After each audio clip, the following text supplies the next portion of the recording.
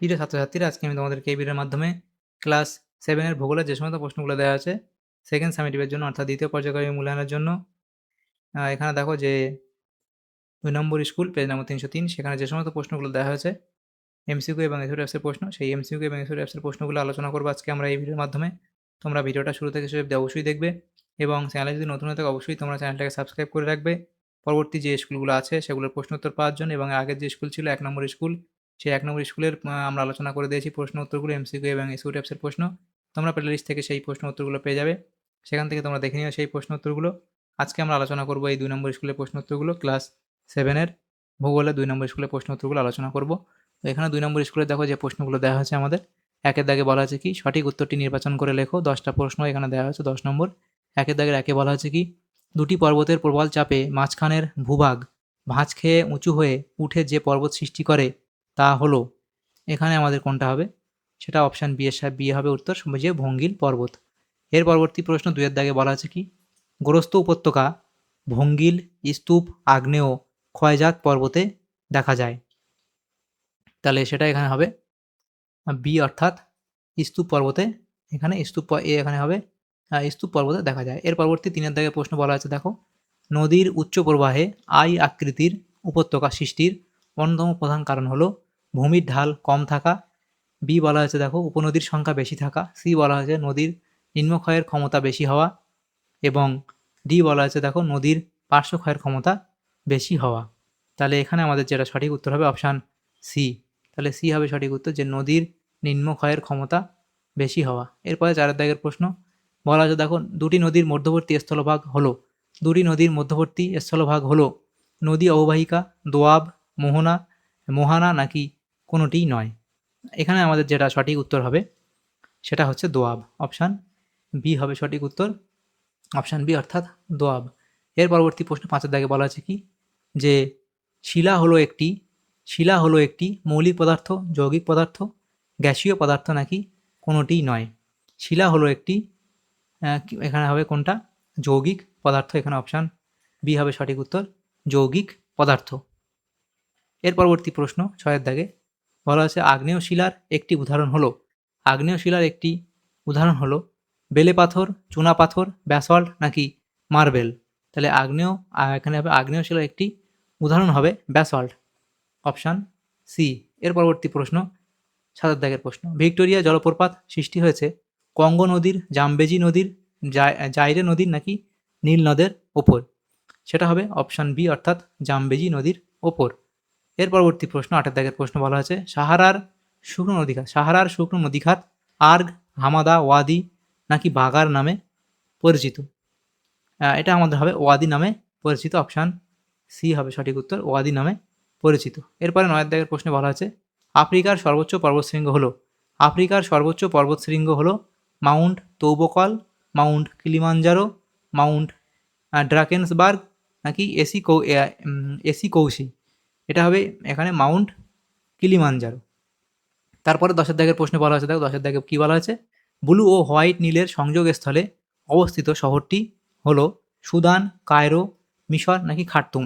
সেটা এখানে ডি এর সাথে মিলবে, অপশান ডি অর্থাৎ খার্তুম। তাহলে এখানে যে এমসিকিউ টাইপ প্রশ্নগুলো ছিল 10টা, সেগুলো আমরা আলোচনা করলাম ভূগোলের ক্লাস এখানে 7-এর, সেগুলো হলো এমসিকিউ টাইপ প্রশ্ন 10টা। এর পরবর্তী প্রশ্ন হচ্ছে দেখো, পরবর্তী প্রশ্নগুলো দেওয়া হচ্ছে 2 দাগের এ, শূন্যস্থান পূরণ করো। সেখানে যে প্রশ্নগুলো আছে 2 দাগের এর 1, গঙ্গা, ব্রহ্মপুত্র, রাইন, দানিউব এরা হলো একাধিক দেশের মধ্য দিয়ে প্রবাহিত ড্যাশ নদী। তাহলে এটা কি হবে? আন্তর্জাতিক নদী। তাহলে এটা হবে কি এখানে? আন্তর্জাতিক নদী, আন্তর্জাতিক নদী, আন্তর্জাতিক নদী। 2 বলা হয়েছে দেখো, ভারতের ড্যাশ হলো একটি লাভা গঠিত মালভূমির উদাহরণ। তাহলে ভারতের দাক্ষিণাত্য মালভূমি হলো ভারতের দাক্ষিণাত্য মালভূমি হলো একটি লাভা গঠিত মালভূমির উদাহরণ। এর পরবর্তী প্রশ্ন 3 দাগে, ড্যাশ মাটিতে ফসল চাষ বেশ ভালো হয়, পলি মাটিতে বা দোআঁশ মাটিতে, পলি মাটিতে লিখবে, পলি মাটিতে। পরবর্তী প্রশ্ন, পৃথিবীর দীর্ঘতম নদীটির নাম লেখো। পৃথিবীর দীর্ঘতম নদী হলো কি? নীল নদ। এরপরে আছে ৫ দাগের প্রশ্ন। সেটা বলা হয়েছে কি? মরুভূমির সারিবদ্ধ উটের দলকে ড্যাশ বলে? তাকে কি বলা হয়? এটাকে কি বলা হয়? মরুভূমির সারিবদ্ধ উটের দলকে কি বলা হয়? ক্যারাভান বলা হয়। ক্যারাভান বলা হয়। এর পরবর্তী প্রশ্ন বিয়ের দাগে। নিচের প্রশ্নগুলো অতি সংক্ষিপ্ত উত্তর দাও, যে কোনো ৫টি। এখানে প্রথম প্রশ্ন বলা হয়েছে কি? একটি পলিগঠিত সমভূমির উদাহরণ দাও। একটি পলিগঠিত সমভূমির উদাহরণ দাও। তাহলে তোমরা লিখবে একটি পলিগঠিত সমভূমি,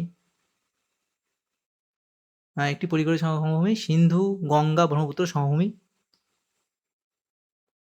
আচ্ছা, এই প্রশ্নের উত্তরটা তোমরা জানা থাকলে কমেন্ট বক্সে কমেন্ট করে বা তোমাদের ক্লাস শেয়ার থেকে প্রশ্নটা দেখে নেবে। পরবর্তী প্রশ্ন ২ এর দাগে কি বলা আছে দেখো। যে নদীতে সারা বছর জল থাকে তাকে কি বলে? তাকে কি বলা হয়? নিত্যবহ নদী বলা হয়। নিত্যবহ নদী। তাকে কি বলা হয়?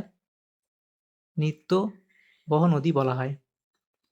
নিত্যবহ নদী বলা হয়। পরবর্তী প্রশ্ন কি? তাজমহল কোন শিলা দিয়ে তৈরি? তাজমহল কোন শিলা দিয়ে তৈরি? তাহলে তাজমহল কোন শিলা দিয়ে তৈরি? লিখবে, এটা দেখো, যদি শিলা বলা হয় তাহলে তোমরা লিখবে রূপান্তরিত শিলা। রূপান্তরিত শিলা। রূপান্তরিত শিলা।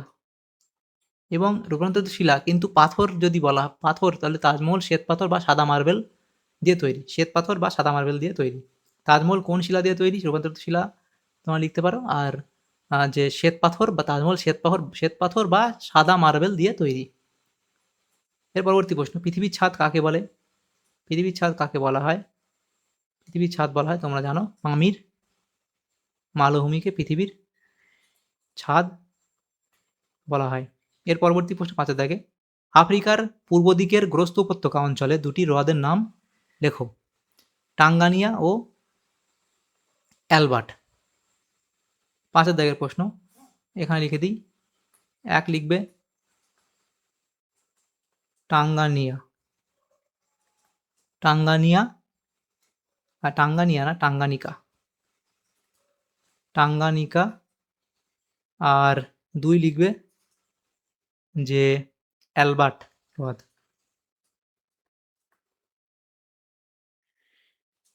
অ্যালবার্ট হ্রদ, এই দুটো লিখবে।